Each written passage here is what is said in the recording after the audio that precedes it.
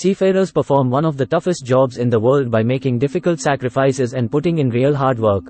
As the world gradually becomes aware of the hard work mariners perform on ships, the difficult financial condition of the industry and the rapidly changing norms and regulations are forcing many seafarers to leave the field.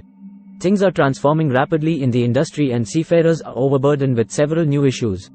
They need some change which will help them to live a better and safer life at sea, along with making them feel good and satisfied about their profession. Mentioned below are some of the important things seafarers desperately want from the maritime industry. 1. Shorter contract period and round-the-year salary. No one wants to stay away from his or her loved ones for a long time. Being the kind of profession they are into, seafarers are forced to be away from their family for several months together. Though every seafarer eventually accepts this lifestyle, there is always a longing to meet the family as soon as possible. Many companies have come up with shorter contracts for their crew, but they are still not available for all ranks and departments. When we asked seafarers about the one thing they would want to change about their industry, the first thing that most of them suggested was shorter contracts. If in future this step is implemented properly, it would change the way seafarers look at their profession. Short-term contracts would motivate them to go to the sea frequently and also make them more enthusiastic about their work. Commercially, it might not be a viable idea for shipping companies who have to bear a variety of expenses from flight tickets to on-board food, but if a way is found to implement shorter sailing contracts, it would be one of the best steps taken for the betterment of seafarers. This step might also interest several others who are planning to join the industry but are uncomfortable with the idea of staying away from their family for several months. Also, if there is a system wherein seafarers can go back to the ship which they have already sailed on, the amount of time spent by each to understand and adjust to the ship systems would be reduced.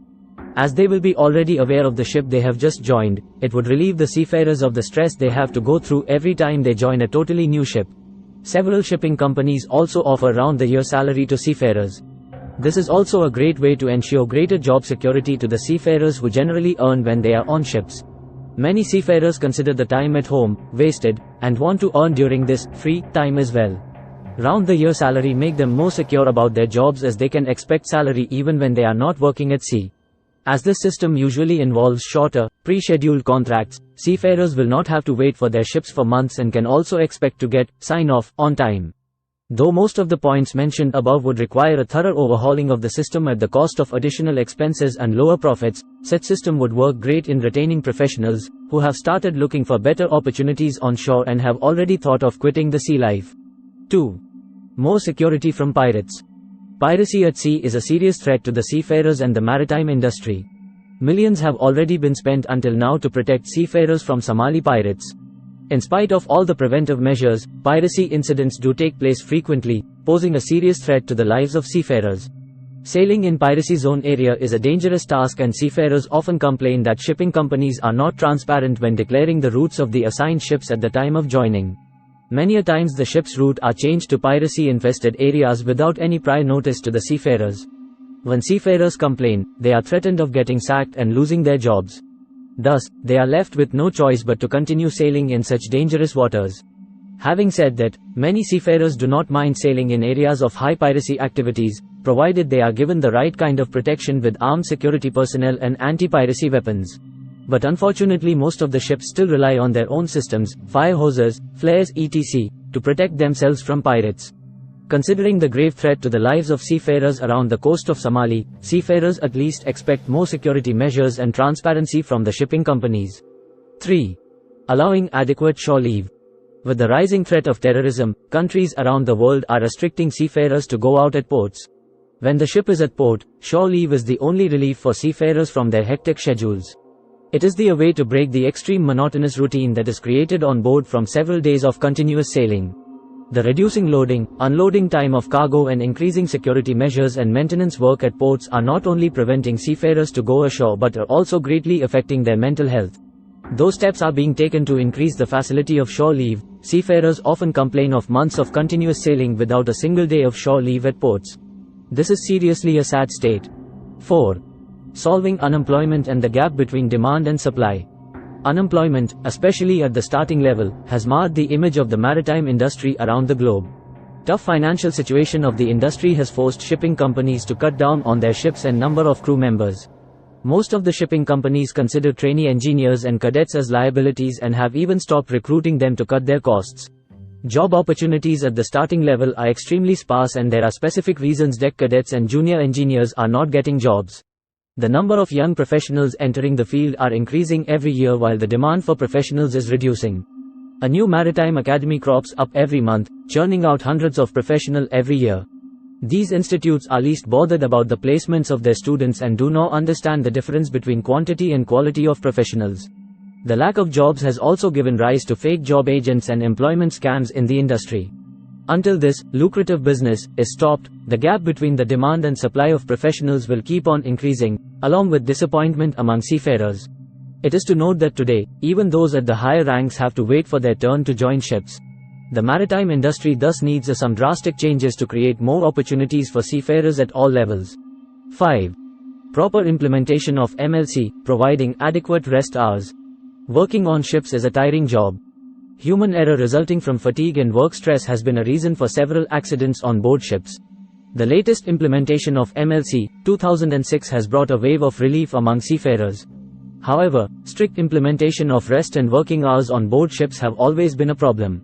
Seafarers have often complained of lack of sleep and hectic schedule, leading to accidents and injuries. As work at ship is physically and mentally taxing, shipping companies should make extra efforts to ensure that their crew is getting the right amount of rest. 6. More company support. According to ITAF, seafarers are among the most exploited and abused groups of workers in the world. Yet their plight is barely recognized by the mainstream media and public opinion. A recent incident of a seafarer being jailed in a foreign land because of ship detention came into the limelight. According to the reports, the captain of the ship was imprisoned for more than 7 months, and neither the company nor the government had taken any substantial steps to get him out. The governments of both the countries were too much involved in playing politics, and the shipping company was least bothered, leaving the seafarers at the mercy of the fate and biased laws of the foreign land. When such kind of accidents occurs, the innocent and helpless seafarers are always at the receiving end. They suffer while those in power continue to play their games.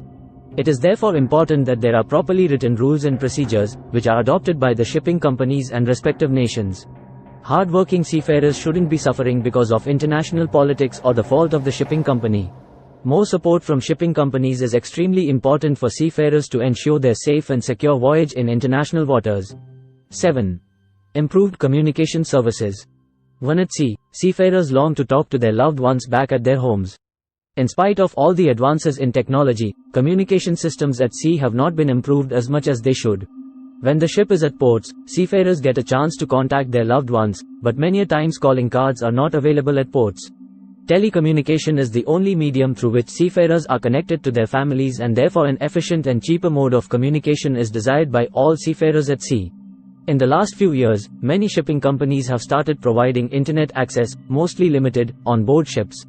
However, due to the recent financial slack, most of the shipping companies have stopped these services. Moreover, satellite phones are extremely expensive, and it's something that is always kept for emergency situation. A continuous, uninterrupted internet and telecommunication services is a long-time wish of seafarers around the world. 8. Reduced paperwork. The ISM code brought a major change in the duties of seafarers on board ships.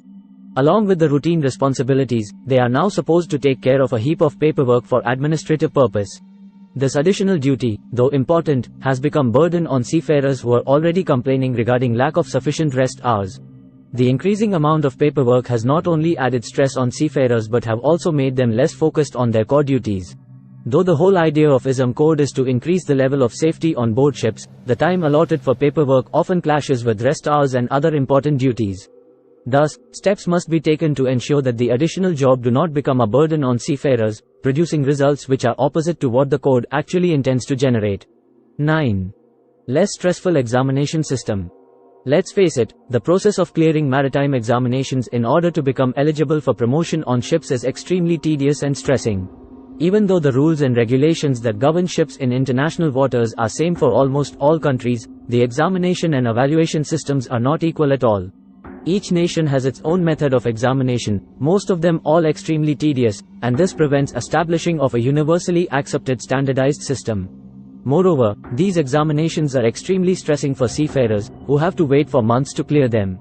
It's a mammoth task wherein the seafarers have to go through several attempts of written and oral examinations before they are given a clear certificate. Moreover, the oral examinations usually take several months and attempts to clear, which is the root cause of high level of frustration among seafarers. Seafarers around the world expect a more streamlined system of examination which is not only stress-free but also saves a lot of time. They also wish that they are treated with utmost respect at the examination centers and their time is valued throughout the entire process. 10. Better salary.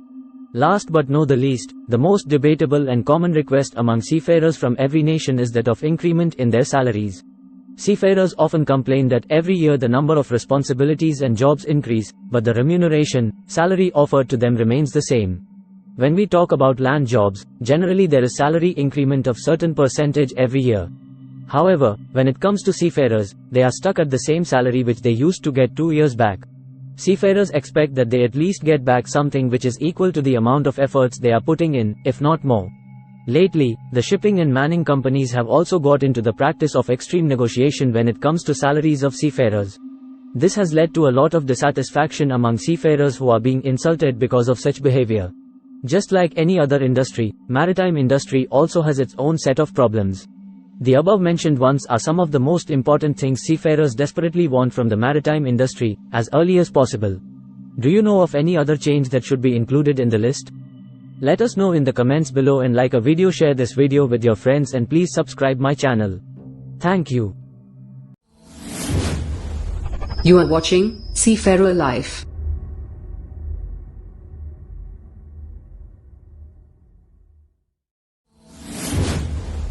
You are watching Seafarer Life.